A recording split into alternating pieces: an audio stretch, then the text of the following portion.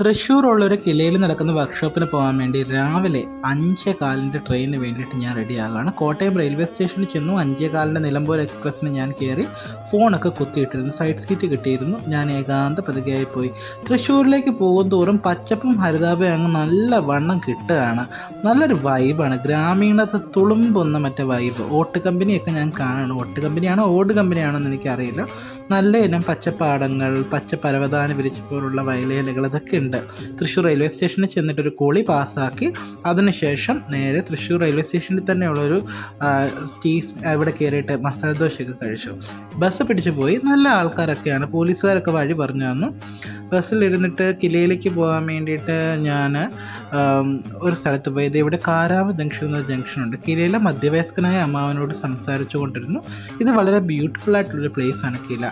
Kerala institute of local administration എന്നാണ് ഇതിൻ്റെ പേര്. ഇവിടെ വന്നിട്ട് കുറേ ആൾക്കാരെ പരിചയപ്പെട്ടു. നല്ല രസകരമായിട്ടുള്ള characters, doctor, nurse, advocates and students എല്ലാത്തിനുമൊപ്പം നമുക്ക് കുറേ നല്ല ചങ്ക് ഫ്രണ്ട്സിനെ അവിടെ നിന്ന് കിട്ടി.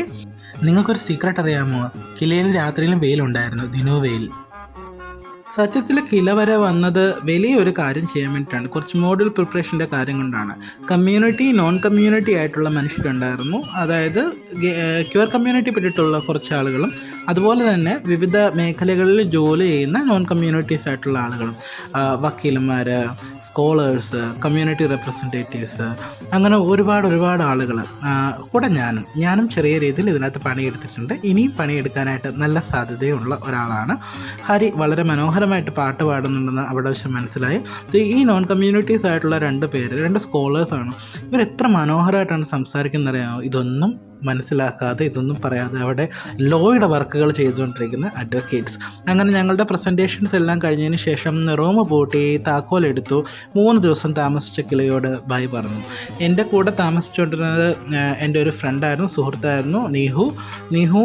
അവിടെ നേരത്തെ പോയിട്ടുണ്ടായിരുന്നു. അങ്ങനെ ഞങ്ങളുടെ സ്വന്തം സഹചാരിയായിരുന്ന, എനിക്ക് ഏറ്റവും ഫേവററ്റ് ആയിട്ടുള്ളൊരു സ്പോട്ടായിരുന്ന എൻ്റെ ലിഫ്റ്റ്, 3-ാം നിലയിലേക്ക് എന്നെ കയറാൻ സഹായിച്ചുകൊണ്ടിരുന്ന ലിഫ്റ്റിൽ കയറി കിലയോട് ബൈ പറഞ്ഞ് 3 ദിവസത്തെ ആ കോഴ്സും കഴിഞ്ഞ് ഞങ്ങൾ പോയി. അസ്തമയ സൂര്യന് നല്ല ഭംഗിയുണ്ട്, പുലർച്ചെയുള്ള സൂര്യന് മാത്രമല്ല. അപ്പോൾ പിന്നെ കാണാം. ബൈ.